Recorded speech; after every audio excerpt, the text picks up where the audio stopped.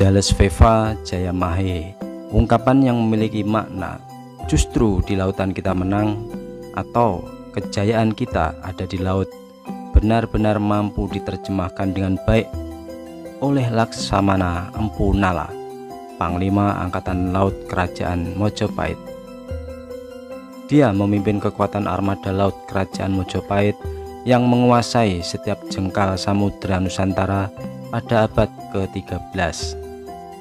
Empu Nala memiliki strategi kemaritiman yang handal hingga Kerajaan Mojopahit mampu menguasai lautan Nusantara di masa Prabu Hayam Wuruk bertahta. Gajah Mada dan Laksamana Empu Nala menjadi juru taktik dan strategi kemiliteran yang membawa Mojopahit menguasai Nusantara.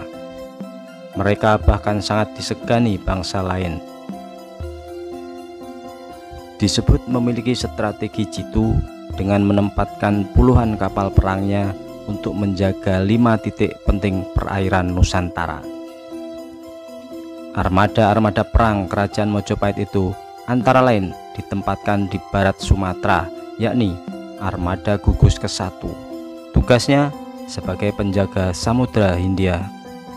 Armada Gugus ke-1 ini dikendalikan seorang laksamana yang berasal dari Jawa Tengah. Sementara Armada Gugus kedua Kerajaan Mojopahit, yakni kapal perang penjaga Laut Kidul atau sebelah selatan Jawa, di bawah pimpinan seorang Laksamana Putra Bali.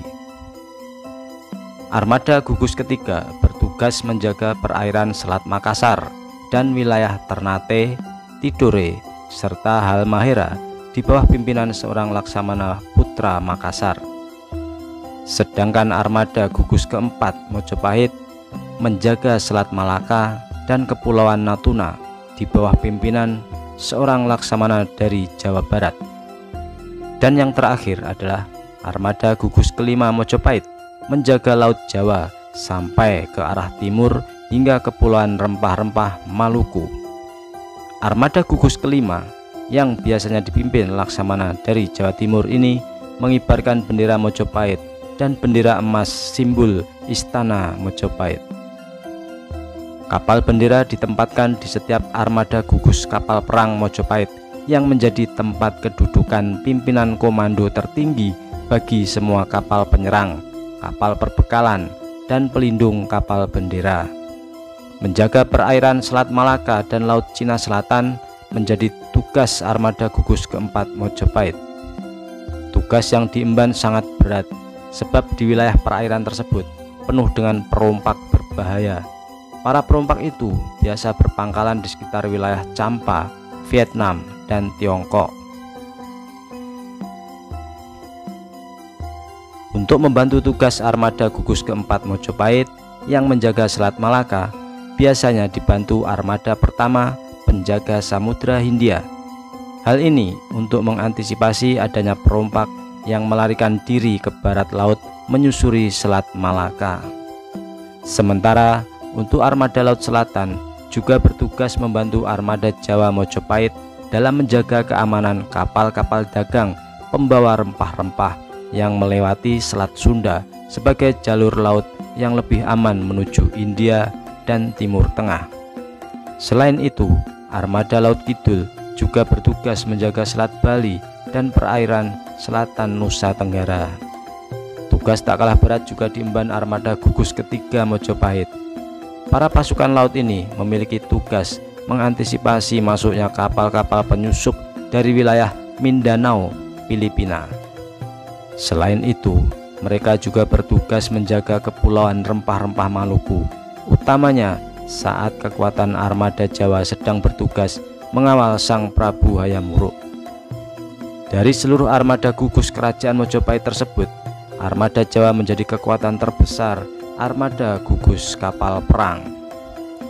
Hal ini sangatlah wajar mengingat armada Jawa bertanggung jawab menjaga pusat Kerajaan Mojopahit sekaligus menjaga jalur laut yang menghubungkan Kepulauan Rempah-Rempah Maluku.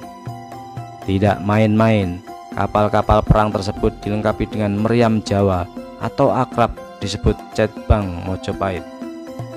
Meriam-meriam itu diproduksi oleh Pandai Besi yang berada di Blambangan. Jatbang Mojopahit merupakan hasil penemuan Mahapatih Gajah Mada.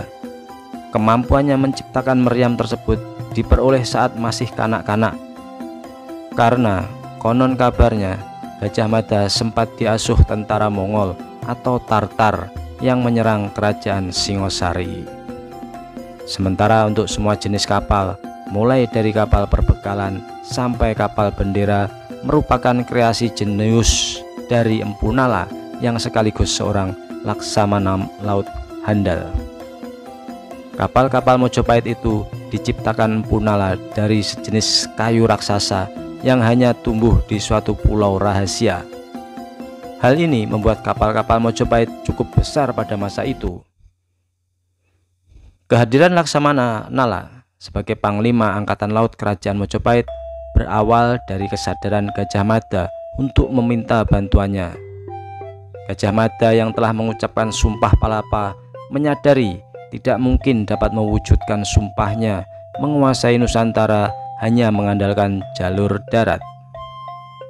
Kala Sumpah Amukti Palapa diucapkan Sang Mahapatih, Pulau Bali, Sumatera, Kalimantan, Sulawesi, dan Tumasik atau Singapura belum berada di bawah panji kekuasaan Mojopahit.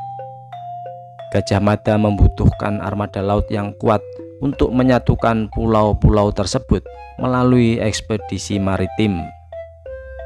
Kala itu, Majapahit sebenarnya sudah memiliki angkatan laut. Angkatan laut itu menggunakan kapal-kapal perang bekas tentara Mongol yang dikirim Kubilai Khan untuk menaklukkan Jawa saat pemerintahan Kertanegara. Kekuatan angkatan laut kerajaan Mojopahit kala itu masih sangat lemah. Gajah Mada memberanikan diri meminta bantuan dari Laksamana Nala untuk memperkuat angkatan laut kerajaan. Penguatan angkatan laut ini dilakukan dari sisi kualitas dan kesejahteraan prajurit serta kualitas kapal perangnya. Empu Nala secara resmi diangkat menjadi Panglima Angkatan Laut Kerajaan Mojopahit oleh Raja Putri Tribhuwana Tunggadewi. Sejak saat itu, Laksamana Nala banyak menghabiskan waktunya untuk di Pelabuhan Ujung Galuh atau sekarang lebih dikenal sebagai Pelabuhan Tanjung Perak, Surabaya. Kala itu, Ujung Galuh merupakan pangkalan angkatan laut kerajaan. Bagi Empu Nala, dunia kemaritiman bukan hal yang asing lagi, karena dia dibesarkan di wilayah pesisir. Selama berada di pangkalan militer angkatan laut kerajaan, dia langsung mempelajari konstruksi kapal perang peninggalan tentara Mongol. Dari hasil penelitian yang dilakukan Laksamana Nala, akhirnya dapat ditemukan kelemahan dari kapal perang peninggalan tentara Mongol yang menjadi kekuatan utama angkatan laut Mojopahit. Salah satu kelemahannya yaitu bentuk badan kapal yang gemuk sehingga mempersulit sistem navigasi kapal. Berangkat dari data tersebut, Empu Nala akhirnya merancang bentuk kapal yang ideal bagi angkatan laut Mojopahit. Dia mampu merancang badan kapal yang lebih ramping, namun kapasitasnya jauh lebih besar daripada kapal sebelumnya. Kapal hasil desain Empu Nala tersebut mampu menampung ratusan prajurit angkatan laut kerajaan beserta perbekalan untuk hidup selama 1 tahun di tengah lautan. Bahkan dapat untuk mengangkut puluhan ribu kuda. Selain desain yang sangat bagus, kapal perang angkatan laut Mojopahit ini juga dilengkapi meriam Jatbang yang dikenal dengan keganasannya dalam setiap pertempuran.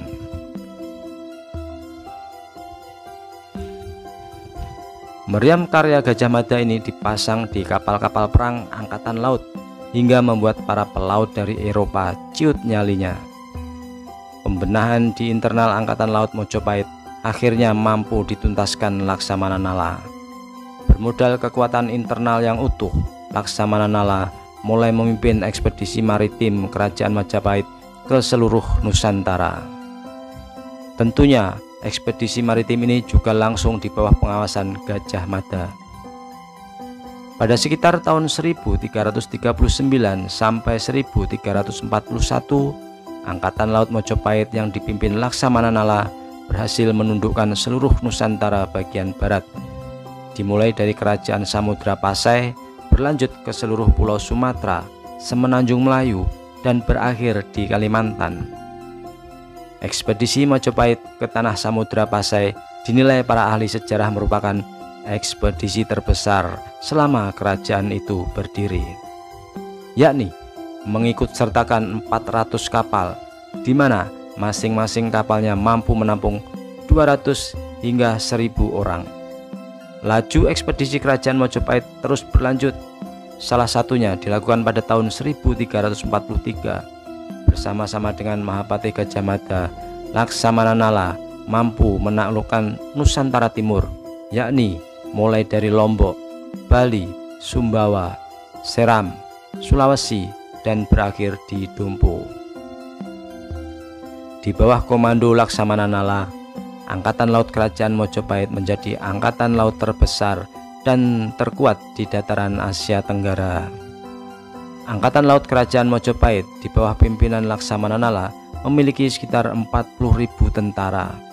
Kekuatan ini membuat Majapahit disegani di kawasan Asia Tenggara, bahkan hingga Kekaisaran Cina. Laksamana Nala menjadi Panglima Angkatan Laut permata kerajaan yang memiliki kejeniusan tinggi pada zamannya.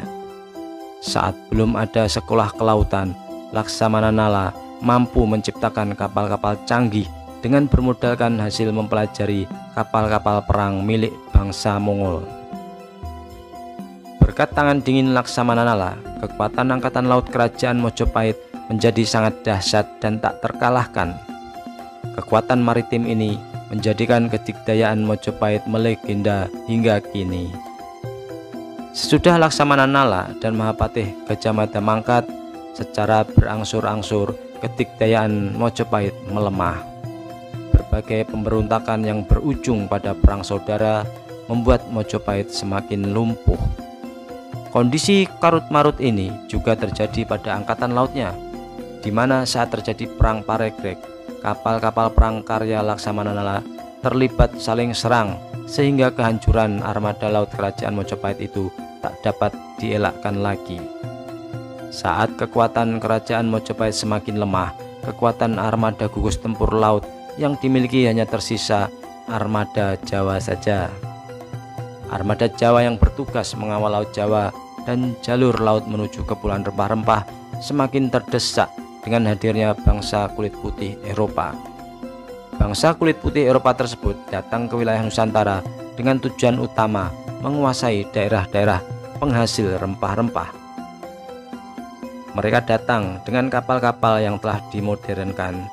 Kapal-kapalnya lebih gesit dan lincah, serta ukurannya jauh lebih kecil dibandingkan kapal-kapal kerajaan Majapahit. Bukan hanya itu, kapal-kapal asing bersenjata lebih unggul, seperti meriam yang dapat memuntahkan bola-bola besi dengan jarak tembak lebih jauh dibanding kemampuan jarak tembak jetbang.